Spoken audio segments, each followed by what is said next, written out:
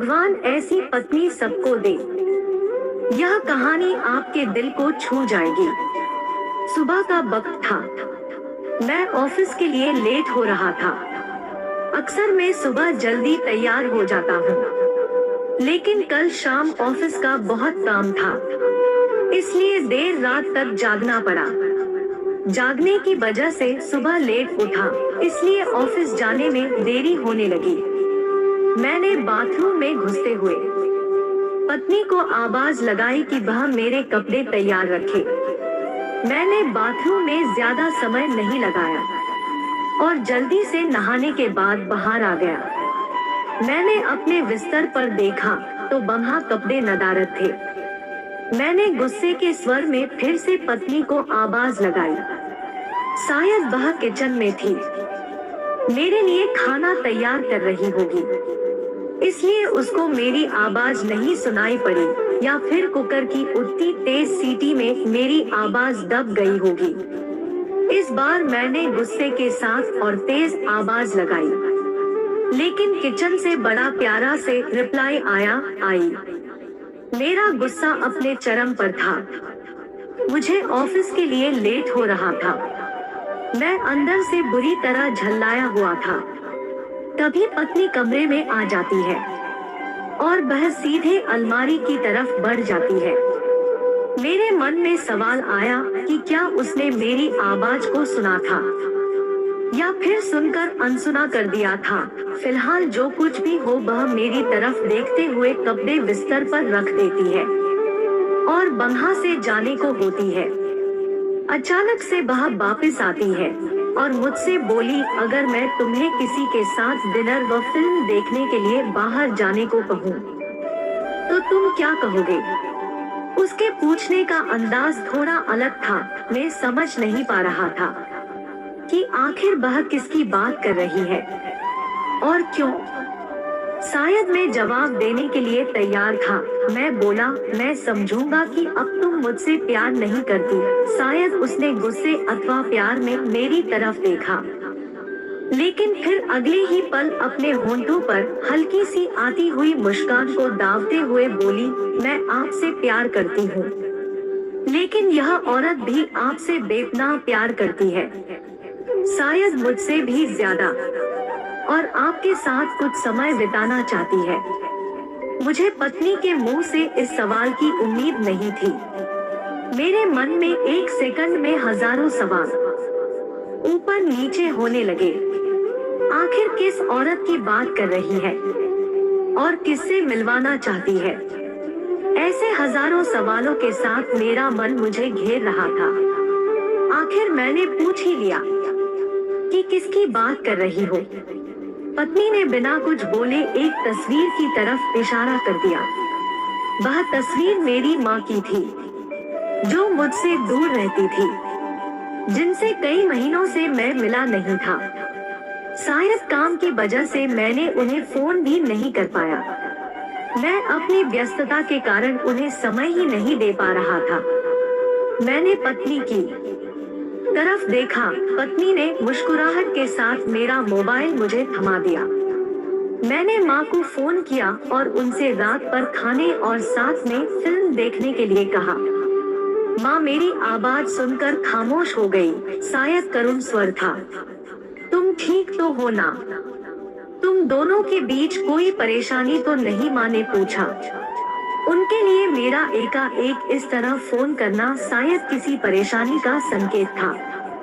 नहीं, कोई परेशानी नहीं, बस मैंने सोचा था कि आपके साथ बाहर जाना एक सुखद एहसास होगा। मैंने जवाब दिया और कहा, बस हम दोनों ही चलेंगे। उन्होंने इस बारे में एक पल के लिए सोचा और फिर कहा, ठीक है। शुक्रवार की शाम को जब मैं उनके घर पहुंचा तो वह मेरा इंतजार कर रही थी। मुझे देखकर उनका चेहरा खुशी से चमका उठा, जैसे वर्षों से खोई कोई दौलत अकस्मात उन्हें मिल गई हो। मैंने माँ के पैर छुए और उन्हें गाड़ी की तरफ ले जाने लगा। वह बार बार मेरी तरफ देखकर हल्के हल्के मुस्कुराकर गाड़ी की तरफ बढ़ रही थी। कार में माँ ने बताया कि उन्होंने अपनी एक दोस्त को बेटे के साथ खाने के लिए बाहर जाने की बात बताई है। वह काफी प्रभावित थी। फिलहाल हम माँ के पसंद वाले रेस्तरां तक पहुँच चुके थे, जो कि दिखने में अब भी अच्छा और आरामदायक था। अंदर जाकर हम दोनों एक बैठ गए। मैंने पास रखे मेनू को उठाया और पढ़ने लगा। एकाएक मेरी निगाह माँ पर पड़ी। वह अभी भी मुझे देख रही थी, लेकिन इस बार वह मुस्कान गायब थी। वह उदास दिख रही थी। शायद मैंने मेनू पढ़ने में तो ज्यादा समय नहीं लगा दिया। मैंने मेनू को साइड पर रख दिया। मैंने माँ से खाने के लिए पूछा। उन्होंने मेनू की तरफ इशारा करके मुझसे कहा, तुझे याद है जब तू छोटा था और हमारे साथ बाहर खाना खाने आता था, मैं भी तेरे लिए इसी तरह मेनू गौर से देखती और तेरे लिए अच्छा सा खाना ऑर्डर करती थी जो तुझको पसंद था। लेकिन अब वक्त बदल गया है, महंगाई भी बहुत हो गई है। तू शायद मेनू में कुछ नया देख रहा हो।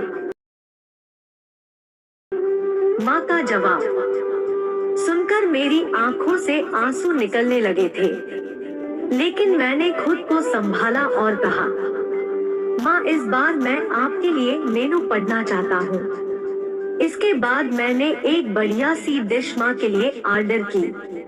खाने के समय माँ ने मेरे बचपन से लेकर अब तक के कई किस्से सुनाए। मुझे ऐसा लगा रहा था मानो मैं वापस बचपन में आ गया हूँ। मुझे उस समय इतनी खुशी हो रही थी मानो सारी कायनात इसके आगे फीकी हो। बातों में समय का पता ही नहीं चला। मैं माँ के साथ थोड़ा और वक्त बिताना चाहता था, लेकिन अंधेरा हो चुका था और माँ को उनके घर छोड़ मुझे वापस अपने घर भी जाना था। इन शब्दों का मतलब बाद में समझ आया, लेकिन फिलहाल मैं माँ को लेकर उनके घर पहुँच गया। अब वक्त था माँ से विदाई लेने का। माँ ने एक उम्मीद के साथ मेरी तरफ देखा और कहा कि अगली बार मैं उन्हें बिल का पेमेंट करने दूं तो वो मेरे साथ दोबारा डिनर के लिए आना चाहेंगी। मैंने मुस्कुराहट के साथ माँ से कहा, माँ जब आप चाहो और बिल पेमेंट कौन करता है इससे क्या फर्क पड़ता है। माँ ने मेरी तरफ देखा और मुस्कुराहट के साथ कहा कि फर्क पड़ता है और अगली बार बिल वो ही पे करेंगी।